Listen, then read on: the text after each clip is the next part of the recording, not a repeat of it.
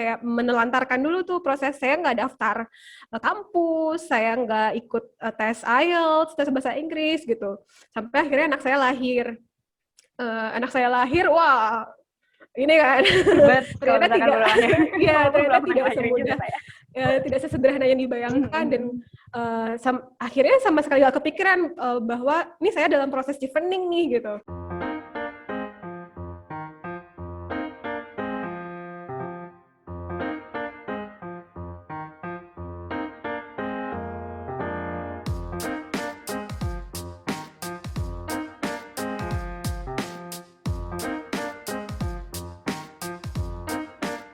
Oke, nggak apa-apa. Kita langsung mulai aja. Kita harus tepat waktu, nggak apa-apa. Seadanya aja. Aku mau nyapa teman-teman yang udah hadir sore hari ini, tepat waktu banget. So, selamat datang dan selamat bergabung lagi teman-teman Transformi di acara Transform Mind episode keempat. Hari ini kita akan ngobrolin tema yang nggak kalah menarik sama tema-tema yang udah kita obrolin di Transform Mind sebelumnya.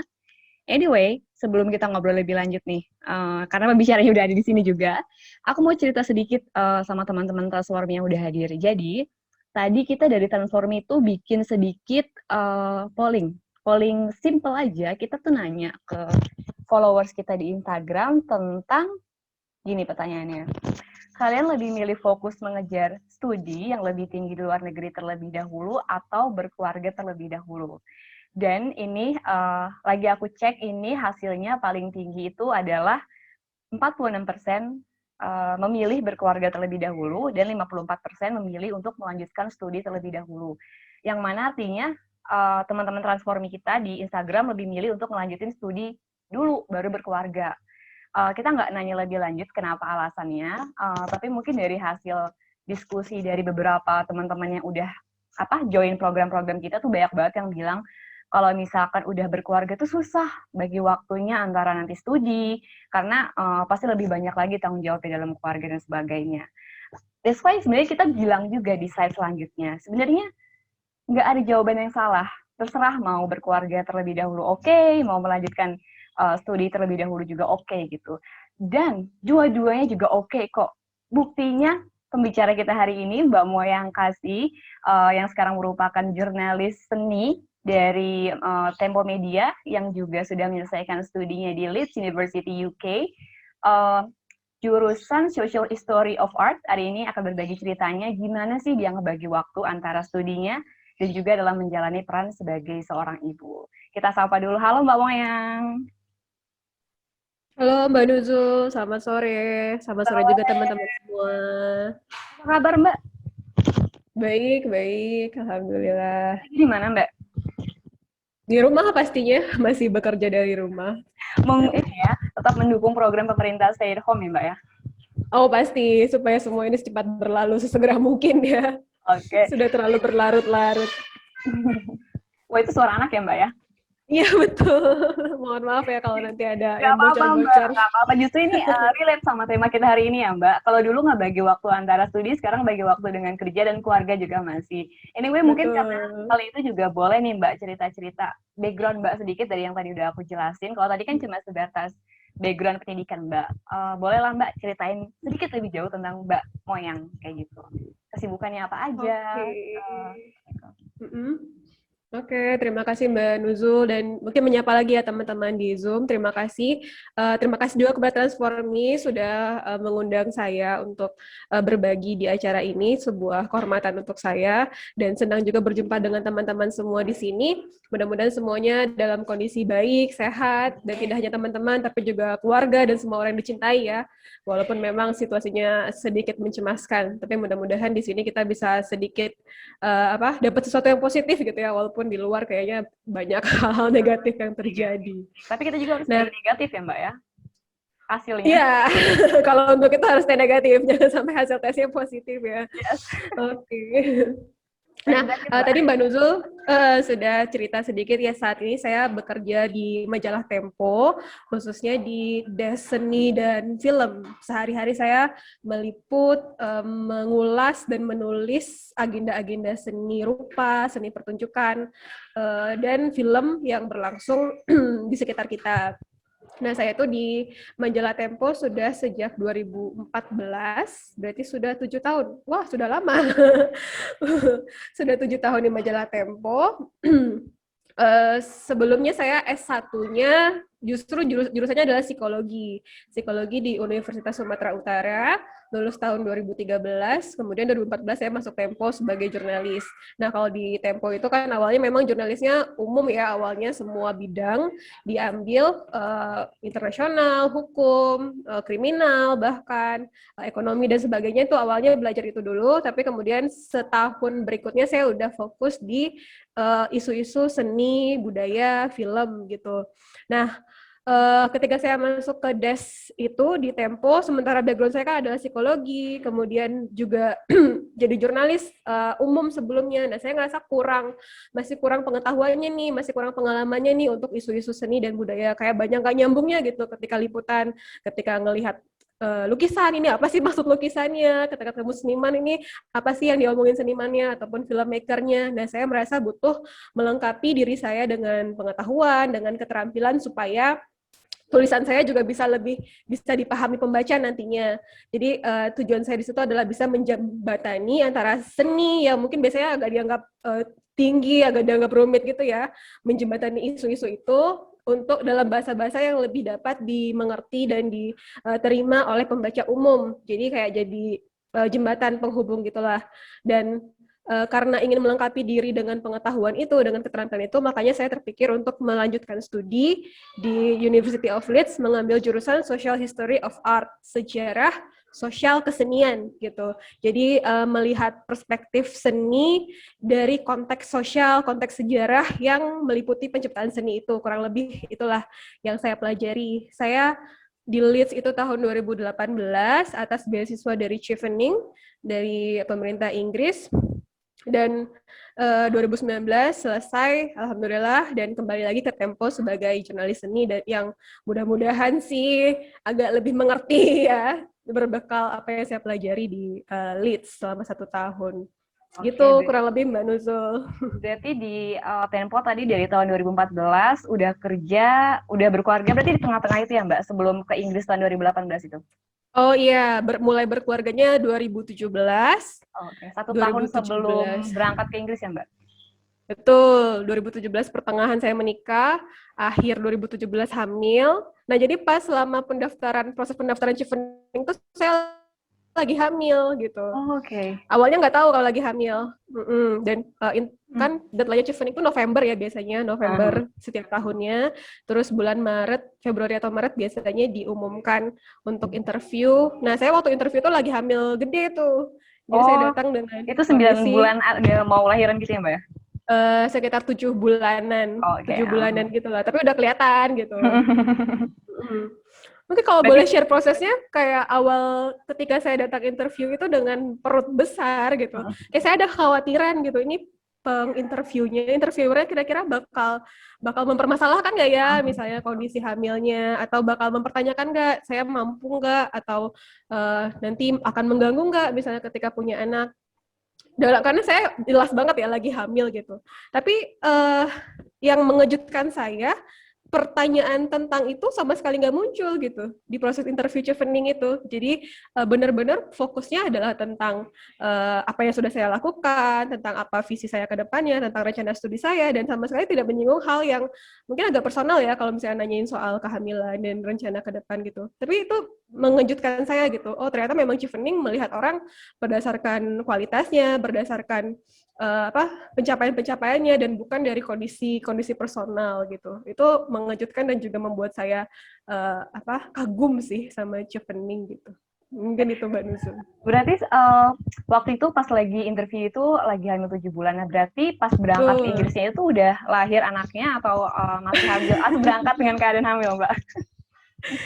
Sudah lahir anaknya, masih umur 1 bulan. 1 bulan. Nah, itu pas sudah lahir itu apa Mbak kepikiran kayak, aduh bisa nggak ya? Maksudnya anak sih baru lahir gitu, ada langsung dibawa ke Inggris. Apakah Mbak pernah kepikiran, aduh kayaknya aku defer aja deh tahun depan nunggu anak gede sedikit atau gimana gitu? Atau ya udahlah berangkat akhirnya bawa anak? Iya, betul. Jadi memang kan waktu daftar di awal tuh belum tahu, kayak aku belum tahu atau mungkin belum ngeh gitu ya kalau aku lagi hamil. Dan ketika interview juga kan masih hamil, kayak masih belum nyata gitu loh kalau akan punya anak gitu kan. Jadi kayak ngerasa fine-fine aja, mampu-mampu aja gitu. Tapi setelah interview, sudah masuk bulan-bulan terakhir kehamilan, saya kan akhirnya fokus ke kehamilan ya dan persiapan persalinan.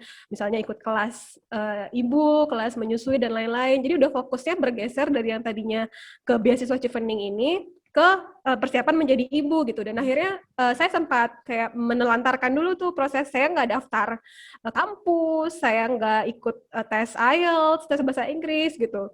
Sampai akhirnya anak saya lahir. Wah ini kan Ribet kalau ternyata misalkan tidak, baru lahir. ya Walaupun ternyata belum pernah tidak ngelahirin juga semudah, saya.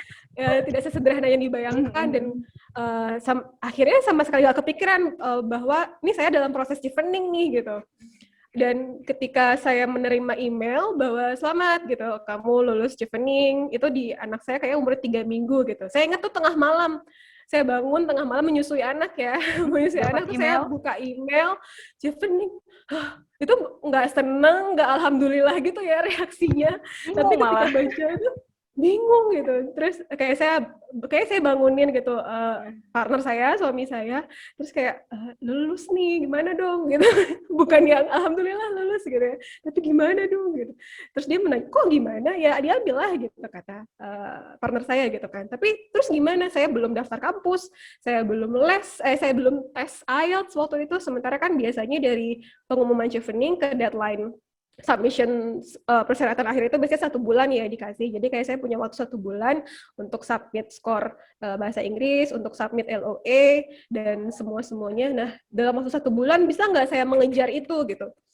Oke, beasiswa Chevening lulus, dapat, tapi yang lain-lainnya ternyata belum gitu. Dan akhirnya saya di malam itu juga kayak harus bikin taktik secepat dan seefisien mungkin gimana gitu bisa memanfaatkan beasiswa yang udah diterima ini, tapi sementara saya belum diterima di kampus dan belum ikut tes bahasa Inggris gitu. Dan akhirnya emang serba cepat sih, kayak sebulan berikutnya itu berlalu cepat. Kayak saya yang tadinya IELTS, kan kalau IELTS biasanya butuh waktu lama ya untuk tahu resultnya. Akhirnya saya ambil tes PTE. Kalau teman-teman pada tahu, jadi ada alternatif dari tes IELTS itu namanya PTE.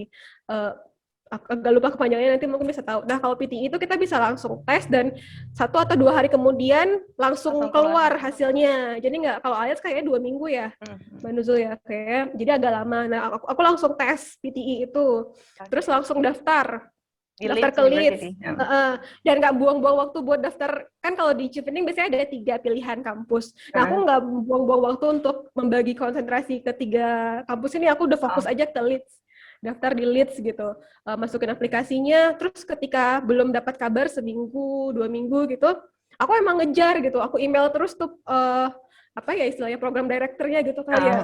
Aku bilang ini deadline-nya Chevening ntar lagi nih gitu, gimana kalian bakal terima nggak gitu. Sambil masih ngurus anak juga itu yang Mbak tengah-tengah itu. Sambil masih ngurus anak juga, tapi akhirnya alhamdulillah kekejar ya semuanya, keterima di Leeds. Hasil bahasa Inggrisnya juga mencukupi, jadi ketika deadline submission dari Chevening aku bisa submit semuanya dan fix berangkat. Nah fix berangkat itu anakku umurnya sekitar 1 bulan. Nah itu pas berangkat itu membawa anak itu kan maksudnya gini Mbak, keluarga kan pasti nggak cuma suami doang, pasti ada keluarga besar yang lain yang pastinya juga kenapa harus membawa anak kayak gitu, itu gimana meyakinkan keluarga atau suami juga mungkin ada concern tersendiri untuk membawa anak ke Inggris waktu itu.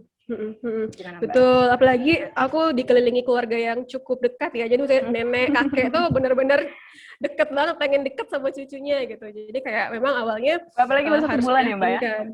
Iya, baru 1 bulan gitu, belum bisa apa-apa nih anak bayi. Tapi yang paling membantu memang keberadaan suami, kerjasama dengan partnerku ini gitu. Jadi kalau sudah dibicarakan apa nih strategi kita untuk ngomong ke keluarga, terus bagaimana pembagian tugas kita nantinya. Jadi dari awal itu langsung memutuskan ikut nih semua. Jadi semua dengan suami dan anak. Dengan suami ikut. Karena 1 bulan kan, aku nggak mungkin meninggalkan anakku di usia 1 bulan di Indonesia, lalu 1 tahun di Inggris, dan menurutku itu opsi yang nggak akan aku ambil. Akhirnya opsi yang diambil ya harus ikut 3-3-nya, aku, suamiku, dan anakku. Dan suamiku juga akhirnya ambil cuti dari kantor gitu kan. Jadi sama-sama cuti besar dari kantor dan sepakat bahwa nanti di sana aku fokus kuliah dan dia fokus ngurus anak gitu dan mengerjakan pekerjaan-pekerjaan domestik lainnya selama di sana. Tapi tentu tetap ada pembagian peran ya di situ. Nah, dengan sudah sepakat, udah satu visi sama suami, akhirnya ya bisa ngomong ke keluarga besar dan ya berangkatlah kami dengan yang baru jadi orang tua baru, masih bingung dengan ke orang tuaan ini, terus juga tiba-tiba langsung harus ke Inggris. Jauh Tapi sekali akhirnya, Inggris ya, bukannya iya, kok beda kota atau beda apa, tapi langsung beda negara, beda benua malah. bener. Kayak bawa anak masih merah gitu, naik pesawat sekian belas jam. Akhirnya memang jadi banyak riset-riset gitu kan, gimana bayi di pesawat, gimana bayi nanti Persiapan menyesuaikan ekstranya itu diri. gimana, apa aja tuh Mbak? Karena bawa anak kecil juga itu persiapan ekstra gimana? Bener-bener persiapan ekstra. Yang pasti aku mau jujur aja ya. Jadi kalau mungkin membayangkan romantisnya, wah sama keluarga ke Inggris gitu ya, sekolah. Nggak semuanya nggak semuanya tentang romantisme itu gitu. Hal yang paling praktis adalah finansial. Oke, Nah, aku dibiayai oleh Chevening gitu evening. kan. Jadi aku semua ongkos pesawatku, ongkos visaku itu semua ditanggung oleh Chevening. Tapi anakku tidak, suamiku tidak. Jadi dari awal harus memikirkan bagaimana biaya nih yang besar banget untuk ukuran kami ya, untuk ukuran kami yang kami biasa-biasa aja lah secara finansial.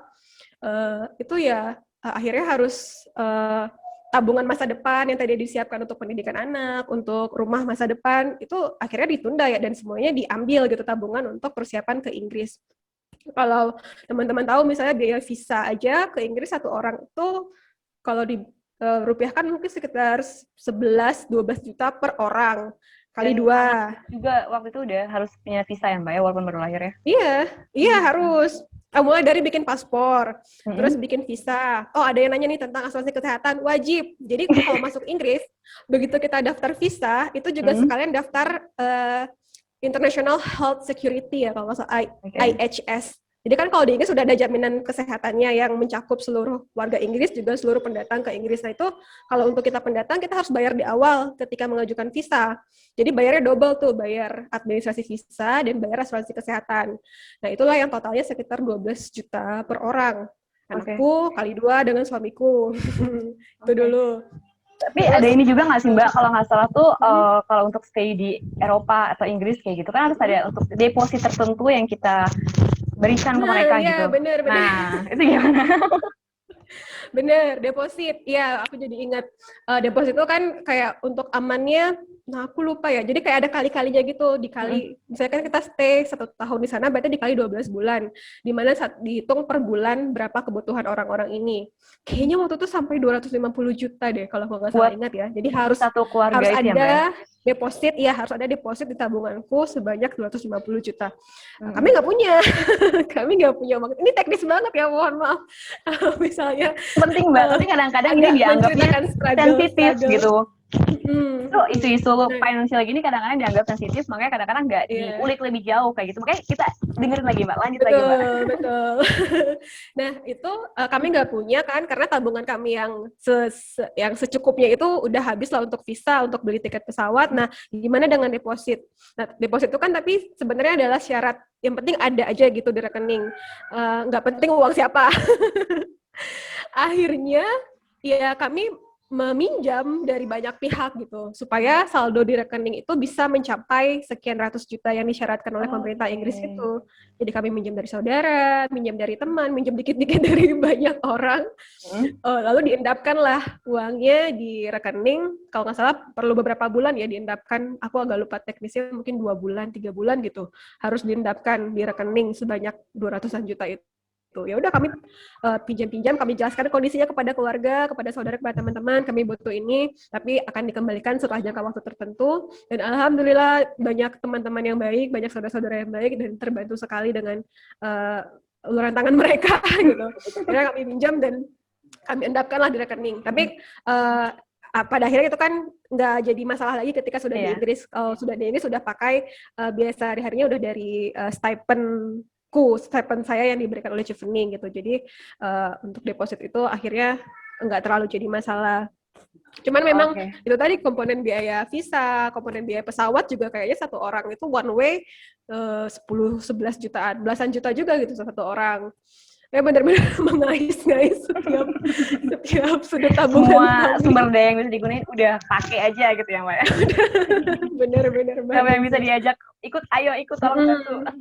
Anyway, ini supaya lebih asik, biasanya tuh pertanyaan tuh aku taruh agak di akhir-akhir, Mbak. Cuman ini gara-gara kayaknya Oke. asik banget di kolom chat. Teman-teman kalau ada yang mau nanya tuh boleh deh sekarang. Aku pasti punya list pertanyaan banyak, tapi kalau teman-teman mau punya pertanyaan sekarang, kita ngobrol langsung sama Mbak Moya. Nggak apa-apa, langsung buka mic, Boleh. langsung ngobrol. Ini baru awalnya doang ya Mbak, belum nyampe ke Inggris nih kita. Belum Masih ngobrolin nanti persiapan gimana awal. belajarnya dan sebagainya.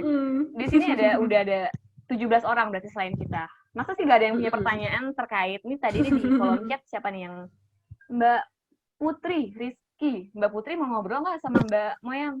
Tuh Mbak Mustika kayaknya ini ya apa raise hand. Kan boleh Mbak Mustika boleh on.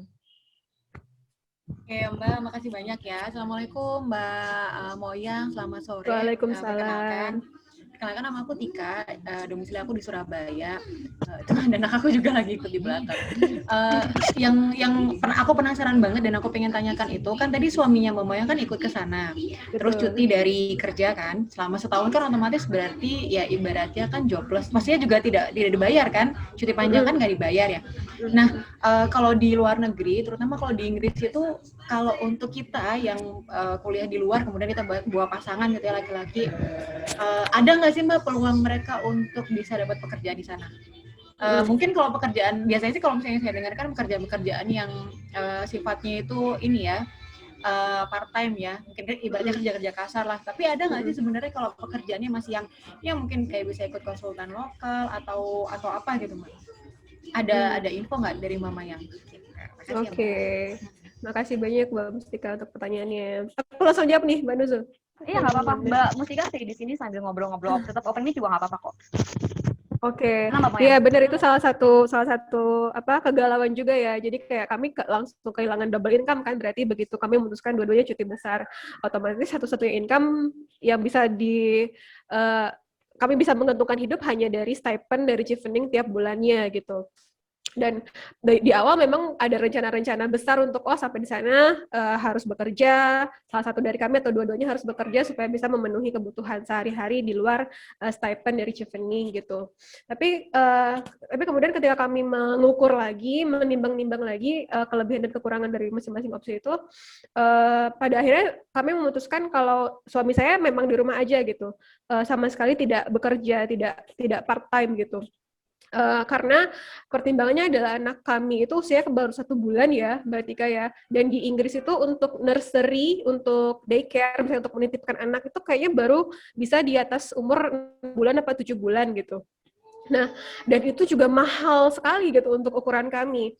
Kalau nggak salah mungkin 60 pound per minggu, 60 pound per minggu tuh. Jadi 1 kayak juta lebih ya Mbak ya? per minggu, iya betul per minggu, dan kami merasa kami tidak bisa nggak affordable buat kami gitu. Dan kalaupun bekerja part time kemudian sambil menitipkan anak, hasil dari yang didapat dari pekerjaan part time itu belum tentu memenuhi itu juga, paling cuma more or less segitu gitu. Akhirnya kami memutuskan ya sudah, daripada anak dititipkan ke yang kami tidak tahu juga bagaimana pengawasannya di sana dengan bayaran mahal, sementara pekerjaan part-time juga belum tentu bisa mencukupi pengeluaran itu, akhirnya ya kami dengan berat hati bahwa memang suami saya di rumah saja sehari-hari gitu bersama anak. Dan kami hidup sehari-hari itu memang dari stipend Chevening yang dimaksimalkan banget nih budgetnya, semepet-mepetnya supaya bisa mencukupi kebutuhan semuanya. Nah, tapi untuk menjawab pertanyaan apakah bisa kerja part-time, sebenarnya bisa banget.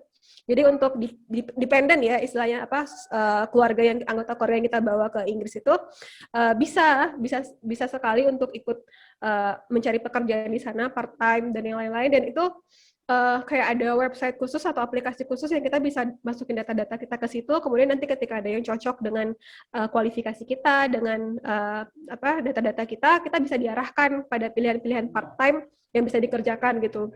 Cuma saya agak lupa sih Mbak Mustika namanya, mungkin nanti bisa saya cari, nanti bisa disampaikan ke Mbak Nuzul atau gimana, apa nama website atau aplikasinya itu. Tapi mungkin banget sebenarnya gitu, dan untuk orang-orang keluarga kayak kami tapi yang belum punya anak, nah itu pasti salah satu dari mereka akan bekerja part-time gitu. Dan itu kan akan lebih mudah ya kalau belum punya anak, tapi karena kami punya anak dan usianya juga masih bulan-bulanan gitu, akhirnya kami tidak mengambil opsi untuk kerja part-time gitu. Sama satu lagi boleh nambah pertanyaan satu lagi nggak Mbak? Gak apa-apa Mustika. Kita di Kalau tadi sini kan ngobrol-ngobrol untuk kok pasangan jatuhnya. Kalau misalnya tadi kan yang buat pasangan ya. Kalau yang untuk anak Mbak, kalau misalnya kita bawa anak dan anak tuh usia sekolah. Kalau di Inggris sendiri sebenarnya sekolah untuk kita yang bukan warga negara Inggris itu gratis nggak sih gitu? Sekolahnya gratis nggak? Terutama kalau usia-usia TK SD ya. Iya. Oke, jadi untuk menjawab pertanyaan Mbak Mustika, sepengetahuan saya ya, karena kan anak saya pengalamannya sebenarnya masih toddler infant ya hitungannya. Tapi ada level-level pendidikan kan di Inggris itu, misalnya untuk yang toddler itu nursery, nanti setelah itu masuk preschool, public school, dan nah itu setahu saya kalau untuk yang public school dari pemerintah itu semuanya free. Jadi biasanya kita masuk daftarnya lewat council, lewat city council, kita masukin data-data kita, alamatnya di mana, usia anak berapa. Nah, nanti dia akan menentukan di term berikutnya anak kita tuh akan masuk ke sekolah mana, yang biasanya akan ditentukan berdasarkan mungkin kedekatan dengan akomodasi kita, terus kesesuaian dengan datanya anak kita gitu. Tapi setahuku semuanya itu gratis ya dari pemerintah Inggris kalau kita daftar public school lewat council, termasuk juga mungkin pengeluaran yang perlu dipikirkan adalah kayak seragam. Kadang ada seragam yang harus dibeli sendiri oleh orang tua, seragamnya bisa beli di luar atau bisa lewat sekolah. Terus juga kayaknya ada tambahan kayak makan siang, kalau nggak salah kalau ada makan siang di sekolah itu juga orang tua yang menanggung, tapi nggak terlalu signifikan, mungkin sekitar 2 atau 3 pound per hari. Dan biasanya ada pilihan kayak halal atau non halal kayak gitu. Jadi kalau untuk sekolah sih, untuk yang anak yang udah gede ya, menurutku malah gak masalah. Ini karena anaknya masih kecil banget yang jadi agak problematika nih. Tapi kalau udah usia sekolah, akan sangat beruntung sekali kalau bisa melanjutkan pendidikan di luar negeri, membawa anak yang sedang sekolah, karena akan bisa langsung dapat akses pendidikan yang bagus kan di sana gitu. Klaim Dayung 20 terlampu ya Mbak ya. Gimana Mbak Mustika Indah? Ini mau nyusul Mbak mau yang ke Inggris atau gimana nih? Insya Allah Mbak, doain aja. Amin. Terima kasih banyak ya Mama yang jawabannya. Sama-sama Mbak, good luck ya. Ya, thank you. Ini ada lagi yang mau nanya nggak apa-apa ya Mbak ya? Boleh, ya kita ngobrol-ngobrol aja di sih. Di kolom chat banyak juga nih kayaknya. Mbak Karima deh. Ini kita Mbak Karima dulu, nanti sambil kita jawabin pertanyaan di kolom chat. Mbak Karima? Oke, iya makasih Mbak. Aku ini baru join, sebetulnya baru kelar meeting, tapi baru join 10 menitan gitu. Sambil mau nanya juga sih, kalau misalnya nih pergi ke sana, maksudnya kuliah, tapi nggak sama pasangan gitu, tapi bawa anak, apakah bakal struggle banget atau enggak? Itu sih aku penasaran. Apalagi kalau misalnya mungkin anaknya baru setahun atau 2 tahun gitu. Gimana tuh maksudnya managing family kayak gitu. Nah, gimana Mbak? Kalau Mbak kan alhamdulillah ada suami ya Mbak ya yang bisa membantu. Betul, alhamdulillah sekali. Sendiri nih misalkan gimana tuh Mbak? Menurut Mbak? Wah, saya akan salut banget nih dengan ibu-ibu yang bisa membawa anaknya sendiri dan sambil kuliah sambil mengurus anak gitu. Pastinya tantangannya akan 2 kali lipat tantangan saya gitu. Yang saya aja dengan masih dibantu suami juga masih merasa cukup ini ya menantang gitu hari-hari di sana. Nah, apalagi kalau sendiri, mungkin opsi yang terbaik kalau sendiri kan karena kita pasti ada kebutuhan untuk kuliah, untuk ke kelas, untuk ke perpustakaan dan lain-lain, pasti akan ada waktu-waktu kita tidak bisa mengawasi anak setiap waktu gitu kan. Nah, kalau mungkin anaknya kayak tadi Mbak bilang setahun 2 tahun, ya mungkin opsi terbaik adalah menitipkan di daycare gitu. Biasanya kampus atau di sekitar kampus itu biasanya sih banyak layanan-layanan daycare. Mungkin bisa dilihat mana yang paling terjangkau dan bisa disesuaikan, karena kalau daycare di Inggris tuh nggak yang seharian gitu. Kalau misalnya kalau di Indonesia kan banyak ya pilihan dari pagi, jam 7 pagi sampai sore banget. Nah, kalau di Inggris tuh setahu saya ya, kayak misalnya opsinya cuma 3 jam per hari, atau 5 jam per hari, jadi nggak terlalu lama juga bisa dititipkan. Tapi biasanya beban kuliah master kan juga tidak yang full pagi sampai sore. Jadi mungkin bisa di-manage gitu kapan kita akan menitipkan anak di daycare ketika kita memang harus menghadiri kelas. Atau ketika harus fokus di perpustakaan untuk ngerjain tugas, untuk tugas kelompok dan sebagainya. Tapi memang akan sangat berat sekali dan mungkin butuh dukungan nggak cuma berdua doang gitu di Inggris. Tapi kan biasanya di kota-kota tertentu itu ada banyak kota-kota di luar negeri pastinya ada kayak PPMI-nya gitu ya, Persatuan Mahasiswa Indonesia. Nah, mungkin ada baiknya berjejaring dengan sesama mahasiswa Indonesia lain di sana, dan biasanya akan saling membantu sih. Kalau udah sesama satu nasib di luar negeri gitu, biasanya sih orang-orang akan saling membantu. Nah, mungkin dari jejaring di sana mungkin bisa dapat bantuan-bantuan yang kadang kita nggak duga bentuknya gitu. Itu sih mungkin saran dari saya. Mbak siapa tadi? Karisma ya. Ya. Thank you Mbak Moyang udah jawab. Oke, berarti intinya kalau misalkan tercerahkan. Oh, alhamdulillah. Berarti intinya kalau misalkan masih kecil itu daycare bisa dijadikan salah satu pilihan ya Mbak, walaupun nggak full dari pagi sampai sore kayak gitu. Tapi ya balik lagi ya, networking dengan orang-orang Indonesia ya penting, nggak cuma dalam hal mengurus anak, tapi juga untuk hal-hal lain yang kita nggak tahu nanti akan ada apa, karena kita hidup di negara orang sendirian. Betul. Gitu ya Mbak ya. Jadi kita coba jawabin yang di kolom chat dulu Mbak. Coba. Boleh. Mbak Moyang izin bertanya, jika membawa keluarga ke sana tidak ada anggota keluarga yang bekerja, apakah tunjangan dari Chevening cukup untuk biaya hidup? Oke. Ini bukan lagi soal keuangan. Nah, Chevening untuk stipend, untuk biaya hidup per bulan itu termasuk salah satu yang sangat mencukupi ya. Kalau Anda sendiri gitu, kalau Anda single. Nah, bahkan salah satu kegiatan anak-anak Chevening tuh kuliah jalan-jalan gitu, karena biasanya nikmati ya Mbak ya? Untuk jalan-jalan. Betul. Tapi untuk yang berkeluarga, membawa suami, membawa anak, bagaimana? Butuh pengelolaan keuangan yang lebih ketat, lebih ketat dan lebih benar-benar dipikirkan gitu every single penny yang kita spend setiap waktunya. Karena pertama yang harus dipikirkan akomodasi.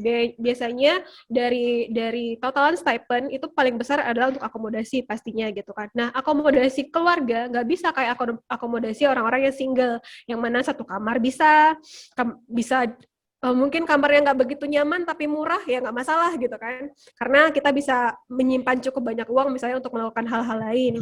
Nah, kalau keluarga biasanya bahkan ada peraturan sendiri kayak dari kaunsilnya, misalnya kalau punya satu anak, akomodasinya adalah harus akomodasi yang punya 2 kamar. Jadi nggak bisa yang satu kamar sharing flat sama orang lain. Setahuku nggak bisa ya. Jadi kami memang dari awal ketika mencari akomodasi, harus akomodasi satu flat dengan 2 kamar. Bayangkan itu harganya bisa 2-3 kali lipat dari akomodasi anak-anak yang single. Nah, itu aku bisa bilang kayak sekitar 2/3 stipend, 2/3 uang bulanan yang dikasih Chevening itu adalah habis untuk akomodasi kami. Aku waktu itu membayar sekitar 600-700 pound sterling untuk akomodasi per bulan. Sementara stipend dari Chevening adalah sekitar 1.070 kalau nggak salah, 1.070 tiap bulannya. Jadi kami punya sekitar 300-an, 1/3-nya itu untuk semua kebutuhan sehari-hari selama 1 bulan.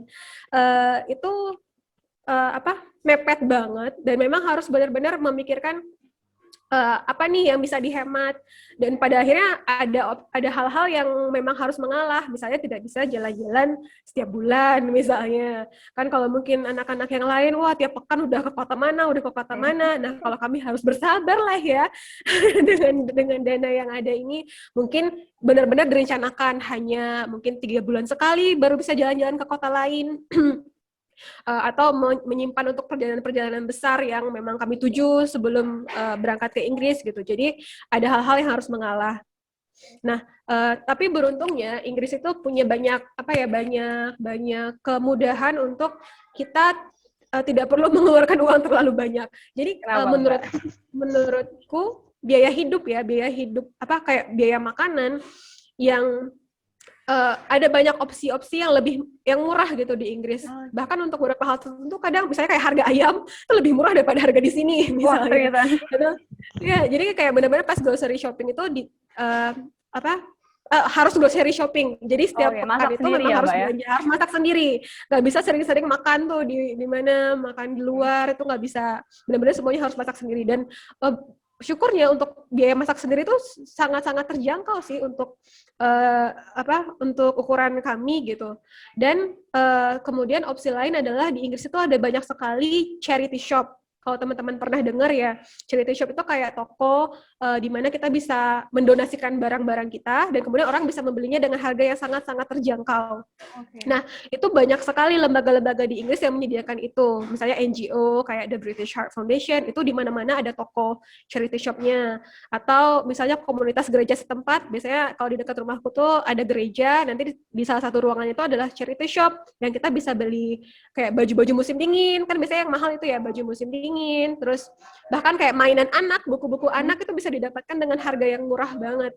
Nah, ini charity shop di Indonesia mungkin toko barang bekas gitu ya, tapi kalau di Inggris itu nggak masalah sama sekali dan memang salah satu gaya hidup untuk lebih sirkular gitu, gaya hidup yang lebih sustainable ya. Jadi memang barang-barang itu dipakai kembali dan itu benar-benar membantu kami banget ketika misalnya butuh peralatan rumah, butuh mainan anak, butuh baju-baju musim dingin yang harganya kalau di toko biasa bisa mahal banget, tapi ketika kami di charity shop itu terjangkau banget gitu, kayak Banyak 1 banget pound, berarti ya, 2 Mbak, pound, barang-barangnya. banyak banget piring, apa wajan aku beli di charity shop semua gitu. Tapi yang penting dari Inggris, nggak apa-apa kalau dibawa pulang ke Inggris. Betul. Nah, itu juga. Jadi, karena itu dia sirkular gitu kan, sustain. Jadi, ketika kami selesai kuliah, selesai proses di Inggris, juga barang-barang kami kemudian kami donasikan kembali gitu.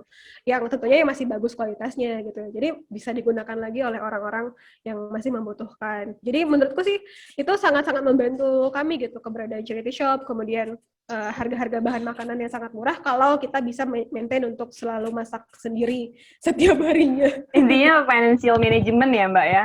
Jangan ngeluarin duit Betul. kalau nggak penting-penting banget kayak gitu. Bedain mana kebutuhan, mana keinginan. Ini kita ke pertanyaan selanjutnya nggak apa-apa ya, Mbak ya? Boleh. Mbak Moyang pernah ada sharing pengalaman dengan teman S3 di Inggris yang bawa keluarga kah, Mbak? Gimana? Pernah ada sharing pengalaman dengan teman S3 di Inggris yang bawa keluarga kah, Mbak? Saya penasaran apa aja bawaan yang dipersiapkan sebelum berangkat karena menempuh 3 tahun di luar negeri. Oh, untuk S3 maksudnya. Karena S3 kan lama. Kalau S2 kan 1 tahun ya, Mbak ya? Evening. Betul. Gimana, Mbak? Iya, kalau S3 kebetulan kami memang di Leeds itu lebih dekatnya justru dengan anak-anak S3. Karena biasanya yang berkeluarga adalah anak S3 kan. Biasanya kalau teman-teman yang master gitu masih yang single, masih yang suka berkumpul gitu. Sebenarnya kan kalau keluarga biasanya punya kebutuhan-kebutuhan lain dan kami biasanya justru lebih dekat gitu dengan anak-anak PhD yang membawa keluarga sendiri, yang tahu bagaimana kebutuhan-kebutuhan keluarga di Inggris gitu. Jadi memang membantu sih sharing dengan teman-teman PhD di sana gitu. Terutama kalau bawaan yang perlu dipersiapkan apa ya? Kalau S3 itu kan biasanya kalau membawa anak pasti harus memikirkan kayak sekolah ya terutama. Kalau biasanya kan anaknya dalam 3 tahun pasti walaupun masih kecil tapi pasti sudah akan masuk usia sekolah. Jadi mungkin dari awal sudah riset-riset tentang sekolah selama 3 tahun itu untuk anaknya bagaimana. Terus kemudian kalau teman-teman S3 karena biasanya waktunya lebih panjang di sana, biasanya mereka juga lebih guyup gitu ya, lebih saling membantu, lebih bisa misalnya kalau ada kekurangan, terus nanti bisa nitip sama temennya yang kebetulan pulang ke Indonesia, terus misalnya membantu untuk membawakan benda-benda yang dibutuhkan dari Indonesia gitu. Jadi ada hal-hal kayak gitu sih yang bisa kita dapat ketika mengakrabkan diri dengan sesama teman-teman yang membawa keluarga gitu. Nah, kalau persiapan lain yang aku kira mungkin untuk visa, untuk akomodasi lain-lain kayak masih mirip ya, Mbak Nuzul dengan pengalaman S2 gitu. Mungkin yang agak perlu lebih dipikirkan lebih banyak adalah ya tentang sekolah anak, karena akan lama ya di situ selama 3 tahun gitu. Oke, ini Mbak Kartika Citra ada tanggapan atau mau nanya langsung sama Mbak Moyangnya? Atau udah cukup? Silakan nih Mbak, siapa tadi ya? Oh, ada lagi pertanyaan. Sebentar ya. Maaf ya Mbak, aku izin masih off kamera ya sambil biasa ribet sama anak-anak. Tema kita hari ini membagi waktu antara keluarga dan pendidikan, Mbak. Jadi nggak apa-apa. Aku senang banget sih sama Transformi, topik-topiknya tuh kayak A to Z gitu ya, untuk semua Betul. persiapan, kita sekolah gitu ke luar negeri. Kalau buat aku sih tadi, ya sih misalnya kebetulan kalau aku kan memang rencananya mau ada sekolah S3 nih, Mbak. Kebetulan juga ke Hmm. Inggris, cuma mungkin memang kalau sampai saat ini sih maksudnya, inceran gitu ya, ibaratnya kan sebenarnya tuh yang ke London dan itu kan memang kota metropolitan banget ya, Mbak, ya. Betul. Hmm. Dan aku udah sempat browsing-browsing sih, memang harganya wow ya gitu di Sangat berbeda ya Mbak ya dengan Indonesia. sana gitu. Terus aku penasaran maksudnya untuk persiapan keberangkatan selain tadi ya misalnya kita fiskal dan sebagainya, Hmm. persiapan untuk sekolah anak gitu. Terus aku mikir kayak, ada nggak sih kayak, mmm, yang harus kita bawa gitu ya, ibaratnya Hmm. mungkin, Hmm. entah itu barang, barang Hmm. sih lebih lebih concern-nya barang atau mungkin yang lain gitu Sambel yang ya. yang Biasanya untuk orang Indonesia persiapan bawa sambel.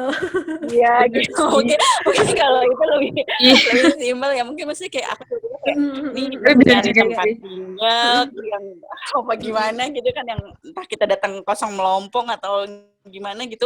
Emang sih aku dengar-dengar katanya biasanya itu ya, misalnya kita lebih baik sebelum berangkat ke sana guyup sama grup-grup di sana jadi bisa sharing gitu kali ya. Betul, Mungkin betul. Mbak bisa sharing kali Mbak. Iya. Nah, Terima bener juga kasih sih Mbak Mbak. Tika. Menarik juga nih. Gimana Mbak? Iya. Pertama-tama aku mau menjawab untuk London dulu. Memang London kan, wah, segalanya lebih mahal di London. Kebutuhan-kebutuhan akomodasi itu jauh lebih besar. Tapi biasanya kalau untuk beasiswa, mereka juga membedakan gitu stipend untuk London. Jadi biasanya kalau chevening, untuk stipend London itu bisa beda berapa ratus pound sterling gitu dibanding kota-kota lainnya. Jadi mungkin ada penyesuaian juga di sana ya, yang mungkin bisa agak memudahkan lah untuk kita. Nah, terus kalau untuk apa saja yang dipersiapkan, misalnya untuk benar tadi sebelum berangkat sudah masuk grup dulu, sudah tanya-tanya dulu. Terutama itu sangat penting untuk akomodasi. Biasanya kan kalau kita bawa keluarga, terus belum nemu akomodasi kayak wah rempong banget pasti nyampe di sana gitu kan. Kalau sendiri bawa badan doang, nyampe sana belum ada akomodasi, mungkin bisa nginep di rumah teman, bisa mungkin di Airbnb sehari 2 hari sambil nyari akomodasi. Tapi kalau sama keluarga, apalagi misalnya anaknya 2, 3, wah akan rumit sekali. Jadi dari awal memang keluarga butuh betul-betul mempersiapkan akomodasi yang nyaman di sana gimana. Nah kalau sudah bergabung dengan teman-teman di grup London misalnya, mungkin bisa membantu untuk viewing. Jadi kan biasanya kita dari sini bisa nih riset-riset akomodasi apa yang menarik, tapi belum tentu aslinya seperti itu. Nah, kita biasanya meminta bantuan teman-teman yang sudah ada di sana untuk viewing ke akomodasinya, terus mungkin ngerekamin video segala macam, ngeliatin lokasinya apakah sudah nyaman, sudah aman untuk keluarga yang bawa anak. Nah, itu menurutku orang-orang yang membawa keluarga itu penting. Akomodasi sih penting sekali, memastikan ketika kita sampai di sana kita sudah punya akomodasi yang bisa menampung kita langsung gitu. Nah, kalau hal-hal lainnya mungkin kalau anaknya masih kecil kayak anakku gitu kan masih kayak ada riwayat kesehatannya, ada riwayat vaksinnya gitu kan. Nah, itu aku sebelum berangkat aku menyiapkan itu dulu, kayak ada sedikit-sedikit ditranslate ke bahasa Inggris. Jadi nanti ketika sampai di sana dan aku ke GP, ke dokter di sana, aku tinggal ngasih lihat ini riwayat vaksinasi anakku, ini riwayat kesehatannya anakku. Jadi nanti dokter di sana bisa langsung screening, bisa langsung ngelanjutin aja tuh gitu. Jadi kayaknya itu jadi salah satu yang penting untuk disiapkan juga kalau misalnya membawa anak. Oke. Gitu Mbak Tika. Gimana Mbak Tika? Ya, iya, makasih banget Mbak Moyang. Oke. Terus tadi yang kalau yang masalah riwayat kesehatan itu translate sendiri kita kan atau gimana Mbak Moyang? Aku minta sama dokter anakku sih waktu itu. Tapi mungkin kalau tidak ada opsi itu bisa juga ditranslate sendiri atau ditranslate. Tapi yang pasti ada tetap bawa dokumen aslinya. Terus nanti bisa dibandingkan. Kan kalau misalnya untuk istilah-istilah medis kayak jenis vaksin apa yang sudah diterima itu kan biasanya universal ya. Jadi kayak mereka bisa langsung nyocokin walaupun bahasanya agak beda, biasanya mereka bisa menangkap. Tapi kalau aku sih waktu itu sebelum berangkat, aku ke dokter anakku dulu, bilang kami mau berangkat dan dia kayak bikin surat pengantar dalam bahasa Inggris gitu. Dan kebutuhan-kebutuhan lain, terus itu yang aku bawa ke Inggris dan begitu nyampe daftar di GP aku langsung kasih lihat ke mereka gitu tulisan dari dokter anakku itu gitu. Oke. Semoga udah cukup lengkap ya Mbak Tika terkait persiapan apa aja tuh yang harus disiapin buat S3 misalkan kayak gitu. Ini ada pertanyaan lain dari Mbak Tamimi atau Kak Tamimi deh supaya aman, aku nggak tahu. Mbak Moyang izin tanya, kalau anak di bawah 5 tahun itu sudah mulai sekolah belum ya, atau daycare aja? Oke. Terus terang aku agak lupa nih, tapi di Inggris tuh ada tahapan-tahapannya ya. Oh, ya. Umur kayak 2 tahun itu udah di sana tuh kayak udah tersistematis semua Oh, sih untuk pendidikan. pendidikan anak. Seingatku 5 tahun tuh preschool ya, udah masuk preschool, dan preschool sih di sana udah masuk sekolah yang bisa public school gitu, jadi udah bisa daftar dan bisa mendapatkan fasilitasnya dengan gratis gitu. Yang bayar tuh anak di bawah 2 tahun kayak aku. Mungkin nanti kalau mau sekolah tunggu anaknya 2 tahun dulu aja. Oke. Nih, Jangan bawa bayi. ini yang penasaran nih Mbak, dari tadi kan kita ngomongin gimana ngurus anak selama studi, gimana bagi waktunya deh Mbak sama studi sambil ngurus anak gitu. Ini waktu buat studi ini waktu buat ngurus anak ini tuh gimana tuh Mbak? Walaupun udah dibantu suami kan ya, tapi kan tetap ada Mbak juga gitu, turun tangan Mbak juga. Gimana Mbak? Betul. Nah, memang yang paling menantang adalah ketika kapan aku harus belajar dan kapan aku harus di rumah mengawasi anak dan sebagainya gitu. Nah, yang bisa dilakukan adalah benar-benar memanage waktu dengan seketat dan sebaik mungkin, sama kayak finansial tadi gitu. Jadi aku kan menyusui kebetulan, di mana anakku harus disusui setidaknya 3-4 jam sekali, karena waktu itu masih kecil banget ya. Ini mungkin ibu-ibu mengerti. Tadinya mau pakai opsi ASI perah, tapi kayak agak sulit gitu, jadi aku harus selalu menyusui langsung. Nah, jadi benar-benar aku tuh bisa keluar away dari anakku tuh ya sekitar 3-4 jam saja setiap harinya. Nah, itu aku benar-benar harus ngatur gitu. Misalnya kalau kelas kan biasanya jadwalnya udah pasti, dan kelas nggak paling lama juga 3 jam. Jadi aku dari 3 jam setelah kelas bisa langsung lari ke rumah, nyusuin, terus balik lagi ke kampus gitu. Sering bolak-balik gitu ya Mbak, kampus rumah. Bolak-balik setiap hari gitu. Untungnya dekat, jadi mungkin kalau berkeluarga butuh cari akomodasi yang dekat banget sama kampus juga, supaya mengantisipasi hal-hal kayak gitu harus bolak-balik. Aku tuh kayak cuma 5 menit jalan kaki gitu dari kampus ke rumah, jadi syukurnya bisa bolak-balik dengan gampang. Jadi kayak setelah kelas selesai, aku langsung buru-buru pulang, nyusuin anakku dulu gitu, terus itu setelah menyusui kembali ke kampus. Dan yang agak menantang sih ketika master kan pasti banyak pembelajaran independen ya, independent study gitu, di mana kita harus benar-benar ya justru pembelajarannya bukan di kelas terutama, tapi di luar, bagaimana kita baca buku di perpustakaan, riset di perpustakaan dan sebagainya. Nah, itu juga yang memang harus dikondisikan bahwa dalam waktu 3-4 jam sehari aku optimal gitu belajar di perpus misalnya. Jadi dari awal aku udah riset nih, kalau ke perpus aku mau ngapain aja. Kalau mau minjem buku, cari buku, aku udah list dulu dari awal, buku-buku apa aja yang mau aku pinjam. Biasanya kan juga udah ada lokasinya di mana. Jadi nanti begitu masuk perpus langsung aja ke lokasi rak buku itu berada dan ngambil gitu. Oh, sangat efisien sekali. Iya, betul. Jadi langsung ngambil, nih buku sampai setumpuk, terus dibawa ke meja, terus dibaca, ditanda-tandai, mana yang penting di foto-foto gitu. Jadi memang benar-benar aku kayak ada time limit gitu. Kalau mungkin teman-teman lain bisa sampai tengah malam di perpus, sering ada tuh sampai tengah malam, bahkan sampai nginep misalnya di perpus gitu. Nah, aku itu adalah cara belajar yang tidak mungkin buatku waktu itu. Jadi benar-benar Tapi waktu itu selama studi S2 tuh ada kayak kegiatan group learning gitu, kayak kerja kelompok gitu Mbak. Jadi kayak ini ngerjainnya harus sama orang lain, dan terbatas gara-gara ya udah Mbak harus ngurus anak kayak gitu. Jadi pernah tabrakan nggak kayak gitu Mbak, kegiatan kayak gitu? Iya, ada sih, tapi kebetulan sih di jurusanku nggak terlalu banyak, jadi kayak cuma butuh sesekali untuk grup diskusi grup gitu, dan itu sih syukurnya bisa diantisipasi di time span yang 3-4 jam gitu per hari. Tapi memang pada akhirnya aku harus belajar mandiri itu lebih banyaknya di rumah sih. Jadi kayak buku-buku dari perpus aku bawa ke rumah, dan aku bisa belajar tuh sampai tengah malam, sampai dini hari, bahkan setelah anakku tidur. Jadi anaknya tidur dulu baru bisa dengan fokus belajar. Yang paling menantang adalah di term waktu-waktu terakhir ya, biasanya kayak di akhir term ada final essays yang harus disubmit, final dissertation tentunya yang harus disubmit. Nah, itu kan benar-benar waktu kita sendiri untuk belajar. Nah, itu aku mengantisipasinya adalah dengan memang baru bisa fokus mengerjakan itu ya di malam hari gitu, di tengah malam setelah anakku tidur. Tapi ya syukurnya sih benar-benar ada suami jadi dia bisa fokus ngurus anak gitu. Aku cuma nyusuin, keluar nyusuin gitu gitu doang.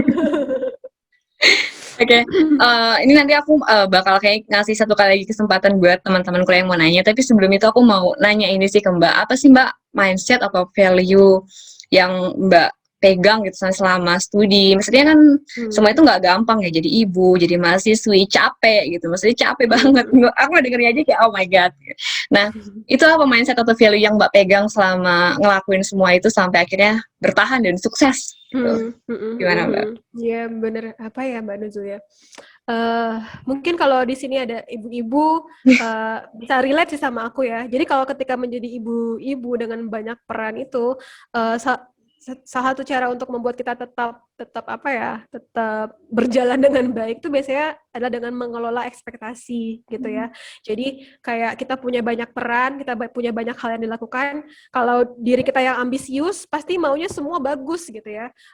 Kayak misalnya kalau keluar negeri, pasti pengennya nilai kampusnya bagus, nilai tugas bagus, terus di keluarga juga bagus, terus bisa jalan-jalan dengan nyaman gitu kan. Misalnya bisa ikut event-event, college event itu biasanya dia ada event-event banyak ya untuk kita berjejaring, bisa ikut event-event gitu, ketemu dengan chieftainers dari negara lain dan seterusnya, bisa ikut kompetisi ini, kompetisi itu. Nah, kalau semuanya diturutin itu akan sangat membebani sekali. Jadi yang aku lakukan adalah benar-benar mengelola ekspektasiku gitu. Aku tidak bisa membebani diriku untuk mencapai semua itu. Jadi ya sudah, akhirnya apa yang mau difokusin, kuliah dan keluarga misalnya. Ya aku fokus di kuliahan, mungkin jalan-jalan bisa ditunda dulu atau lebih jarang untuk bisa berjalan-jalan, lebih jarang untuk bisa kumpul-kumpul atau ikut kegiatan kemahasiswaan ini. Kan biasanya ada gitu ya, kegiatan kemahasiswaan ini itu, seminar ini itu. Nah itu aku mungkin belum bisa. Pada saat itu aku belum bisa melakukannya, tapi mudah-mudahan mungkin nanti ketika ada rezeki lagi untuk kuliah, mungkin aku bisa melakukannya dengan lebih maksimal. Jadi memang caraku tetap waras adalah bahwa mengelola ekspektasi yang bisa aku lakukan apa, ya aku fokusnya di situ aja gitu, dan tidak mencoba untuk tidak terganggu dengan hal-hal lain yang nggak bisa aku capai saat itu gitu. Oke, ini teman-teman ada yang mau ada pertanyaan lanjutan ke Mbak Moyang terkait apapun ya, kita udah bahas gimana strategi dia memanage keuangannya, memanage waktunya, dan memanage. Paling penting ya Mbak. Tapi keuangan cukup lama juga kita ngoreknya ya Mbak ya. Teman-teman masih ada yang mau nanya nggak nih? Kayak tadi Mbak Mustika dan Mbak Ines angkat tangan. Gimana Mbak? Ayo Mbak. Mbak Ines? Oke. Oh, halo Mbak. Thank you. Halo Mbak. Mbak, aku penasaran banget kan ini tentang exit strategi sih Mbak sebenarnya. Kan karena apa strategi, sorry? Exit strategi, jadi habis lulus dari itu, karena kan dua-duanya kan cuti besar tuh, itu apa setelah Mbak lulus terus semuanya balik ke pekerjaan semula, atau maksudnya waktu berangkat itu yang Mbak rencanain setelah nanti pulang tuh gimana buat sekeluarga gitu? Oke, terima kasih Mbak Ines. Ya, benar ya, memang harus dipikirkan ya. Dan belum tentu semua perusahaan mau ngasih dua-duanya cuti selama itu dan tetap bisa bekerja gitu. Tapi lagi-lagi kami agak beruntung nih. Suamiku juga bekerja di Tempo, jadi kami ikut di perusahaan yang sama. Jadi sama posisinya gitu, dan ketika kami approach ke ke atasan direksi untuk kami harus izin bersama, syukurnya mereka memaklumi gitu, dan kami diberi kemudahan waktu itu. Aku itu karena aku kuliah, aku bisa cuti dalam tanggungan, jadi aku belajar tapi masih mendapatkan sekian persen gaji. Tapi dengan cara aku masih bekerja, jadi aku masih ngirim-ngirim tulisan selama di sana. Aku liputan-liputan di sekitarku gitu, bikin tulisan tentang kejadian di sekitar, kirim ke kantor. Jadi syukurnya masih bisa dapat sekian persen gaji. Tapi suamiku kan karena kebutuhannya dia tidak ada kepentingan untuk belajar gitu, dia akhirnya cuti di luar tanggungan. Jadi benar-benar tidak ada pemasukan bagi dia, tidak ada gaji bagi dia selama 1 tahun itu. Tapi ya karena kami pamitnya baik-baik dari kantor dan kantor juga mengerti kondisi kami bagaimana, ya akhirnya sepulang dari Inggris kami berdua kembali bekerja lagi di kantor gitu. Dua-duanya kembali bekerja di kantor dan sampai sekarang masih sama-sama di Tempo gitu. Oke. Berarti abis balik dari Inggris tuh balik lagi ke Tempo ya Mbak? Dan waktu di Inggris pun nggak literally, oke aku off ambil cuti, tapi masih ngirimin beberapa kerjaan. Betul. Nah mungkin untuk kasus-kasus lain yang tidak seberuntung aku mungkin memang mesti dipikirkan ya Mbak Imes ya, kayak kalau perusahaan nggak ngasih cuti besar harus resign ya, misalnya harus dipikirkan berarti selama di sana udah mesti dipikirkan tuh riset-riset apa yang bisa dikerjakan sepulang dari sana, kemungkinan kayak gitu sih selalu ada gitu kan, jadi memang perlu dipikirkan. Gimana Mbak Imes? Ya, sama satu lagi nih Mbak, ini kan maksudnya keputusan ini besar banget dan diambil dalam waktu yang singkat ya Mbak. Tadi kayak cuman sebulan less than 1 month malah ya, kurang dari 1 bulan. Kalau belum ngambil keputusan ini kan nggak bisa mulai les IELTS atau daftar kampusnya. Nah itu tuh sebenarnya sebelum menikah atau sebelum punya anak udah pernah direncanain atau gimana sih Mbak? Atau iya benar. Tadi kan langsung ke Leeds gitu Mbak pilihannya, tanpa aku nggak mikirin option lain dan sebagainya. Itu gimana Mbak? Iya, mungkin kalau rencana-rencana akan studi lagi itu memang kami bahas bersama, saya dan partner membahas bersama bahwa nanti memang akan ada masanya kami sama-sama mau lanjut studi lagi gitu, dan sebelumnya juga kayak partnerku juga sama-sama riset gitu, sama-sama mencari apa nih peluang mahasiswa apa yang bisa cocok buat dia gitu, tapi kebetulan kan aku yang dapat duluan. Nah, tapi memang pada akhirnya aku tuh memang mepet banget, cuma di 1 bulan itu sih pada akhirnya persiapanku gitu, setelah keluar pengumuman dari Chevening bahwa aku lulus. Nah itu di 1 bulan itulah aku benar-benar mempersiapkan semuanya gitu. Nah itu bisa begitu langkah taktisnya sih waktu itu aku konsultasi ya ke teman-teman yang sudah di Inggris duluan, dan dia kayak bisa ngasih pandangan gitu, misalnya kayak yang tadi aku bilang jangan IELTS gitu karena lama, buang-buang waktu, PTE aja. Nah itu dari dia karena dia udah ngerti duluan gitu kan peta-petanya gimana. Terus dia bilang waktu itu aku punya pilihan kalau nggak salah UCL, aku agak lupa satu lagi apa. Nah misalnya UCL itu kalau nggak salah berbayar dan agak lama prosesnya, jadi aku langsung cut gitu, aku pilih ke Leeds. Dan kebetulan juga jurusannya aku lebih cocok banget tuh dengan Leeds. Akhirnya aku fokus ke Leeds. Dan dia juga bilang jangan malu negosiasi, kayak tadi aku bilang kan seminggu 2 minggu nggak ada email, aku tanya aja gitu langsung. Kan kalau misalnya kita ikut proses yang resminya aja itu aku mungkin nggak bakal dapat kabar dalam waktu sebulan. Biasanya itu sebulan 2 bulan gitu proses kampus memutuskan apakah kita diterima atau enggak. Tapi temanku menyarankan nggak apa-apa gitu, kita dekati aja, langsung kirim email pribadi, sampaikan dengan baik kebutuhan kita apa, kondisi kita gimana, dan ternyata mereka menerima dengan baik gitu. Begitu aku sampaikan kebutuhanku apa, ini aku udah lulus Chevening, aku bilang, dan deadline-nya tanggal segini, bisa nggak dipercepat keputusanku, dan mereka langsung merespons dengan baik gitu. Nah itu adalah masukan-masukan yang aku terima dari teman-teman gitu. Jadi mungkin kalau tipsku adalah itu, jangan malu, jangan ragu untuk bernegosiasi dengan kampus. Kayaknya di Transformi juga ada salah satu postingan tuh yang aku lihat kayak misalnya IELTS-nya nggak cukup, ada ya IELTS-nya nggak cukup, bisa gitu dengan approach langsung, sampaikan kita pengen banget kuliah nih, tapi IELTS-nya nggak cukup, kira-kira bisa. Jangan malu bertanya juga berarti intinya ya Mbak ya. Nanyanya ke Transformi langsung nggak apa-apa. Benar. Kita pasti jawab ke teman-teman. Nah persiapannya biar bisa lebih profesional, persiapannya langsung ke Transformi aja. Oke, ini bagus nih. Oke, thank you Mbak Imes pertanyaannya. Stay di sini aja nggak apa-apa. Anyway, gimana Mbak? Nggak, makasih banyak. Oke. Ngobrol banget. Ini kita langsung aja jawabin sebentar ya Mbak. Ada yang nanya, apakah deposit yang tadi dikasih sekitar 200 juta lebih itu bisa diambil saat kuliah berjalan atau sampai kuliah selesai? Dari Kak Muammar. Gimana Mbak? Deposit itu buat kita atau cuma disimpan aja sih sebenarnya itu? Oh, kalau untuk deposit itu lebih ke urusan administrasi pervisaan aja sih. Itu cuma mendem di rekening kita, itu nggak bakalan beneran kita spend kan. Dan kalau aku nggak salah itu emang cuma 3 bulan apa, jadi cuma beberapa bulan. Aku nggak meminjam uang teman-teman dan saudara itu sampai akhir tahun, sampai akhir termku. Tapi begitu visa keluar apa ya, begitu visa keluar aku bisa langsung mengembalikan uang itu. Tapi yang pasti bahwa kita memang punya jaminan bahwa selama di Inggris kita punya pemasukan yang tetap yang akan menanggung biaya hidup kita gitu. Oke, berarti setiap habis 3 bulan itu habis diperbarui lagi ya Mbak depositnya ya? Dokumen depositnya?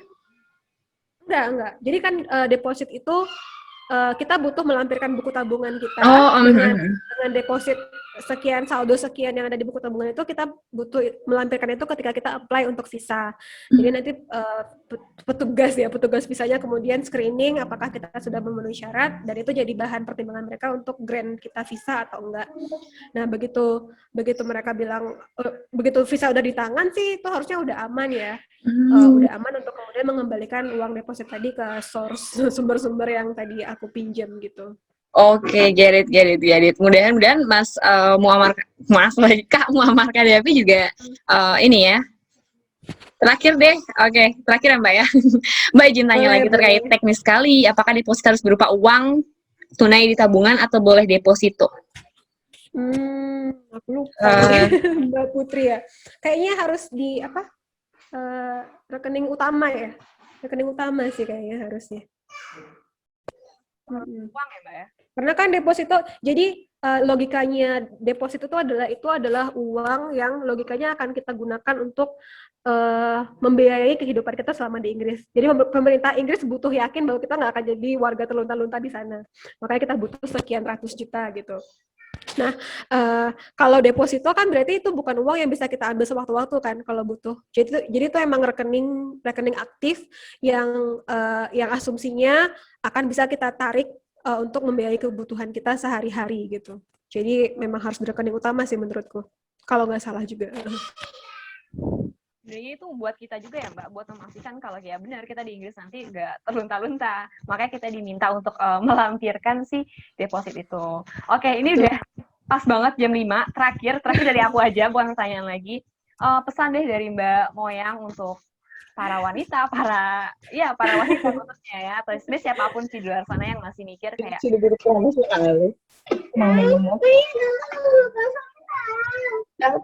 Oke, lanjut aja. Masih mikir kayak, aduh bisa nggak ya bagi waktu antara keluarga dan misalkan nanti mau ngelanjutin studi lagi. Karena kan masih banyak yang mikir kayak, kalau udah berkeluarga itu tanggung jawabnya lebih besar daripada masih single, kayak gitu. Gimana Mbak, menurut Mbak? Baik, untuk perempuan-perempuan, ibu-ibu yang sebagian besar di sini kayaknya sama seperti saya yang punya peran keluarga. Menurut saya ketika teman-teman di sini sudah punya mimpi, sudah punya keinginan untuk melanjutkan kuliah lagi, padahal dengan kondisi saat ini sudah berkeluarga, itu teman-teman sudah punya niat yang sangat besar nih, sudah punya modal yang sangat besar untuk nanti pasti bisa menghandle kedua urusan ini gitu. Nah, dengan bermodalkan niat itu, keyakinan itu, aku yakin sih teman-teman di sini walaupun memang akan sulit, walaupun memang akan menantang, tapi ini bisa dilakukan gitu. Dan jangan ragu untuk minta tolong sih kalau aku, kayak jangan ragu untuk membangun support system yang akan membantu kita untuk meraih mimpi-mimpi kita nantinya. Bagaimanapun kita nggak bisa sendiri doang nih, perempuan.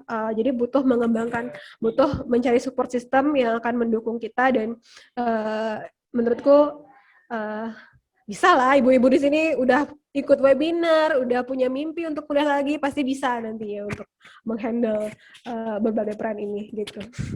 Dan ikut webinar ini juga udah menunjukkan bahwa mereka tuh udah punya niat yang kuat ya Mbak untuk dan benar banget butuh support system, butuh bantuan, butuh lingkungan yang mendukung, itu transformasi bisa menyediakan teman-teman, apalagi di program kita, program scholarship inkubator kita. Kalau buat teman-teman yang mau persiapkan beasiswa tuh kita programnya 1 tahun, kita bikin sebuah sistemnya 1 tahun, jadi nggak cuman 1 hari 2 hari habis itu bye selesai, enggak, kita bareng-bareng sama teman-teman, nemenin teman-teman buat berjuang ke depannya. Jadi kalau misalkan mau nanya-nanya lagi bisa langsung sama Transformi. Dulu belum ada Transformi nih waktu aku Pasti kalau dulu ada lebih gampang lagi. Oke, Mbak Moyang karena udah jam 5 lewat, udah 1 jam lebih kita ngobrol sama Mbak Moyang. Thank you banget Mbak Moyang udah hadir di episode keempat Transformers hari ini. Terima kasih juga buat semua teman-teman Transformers kita manggilnya Mbak, Transformers yang udah hadir pada sore hari ini. Selamat berlebaran Idul Adha bagi yang merayakan besok tanggal 20.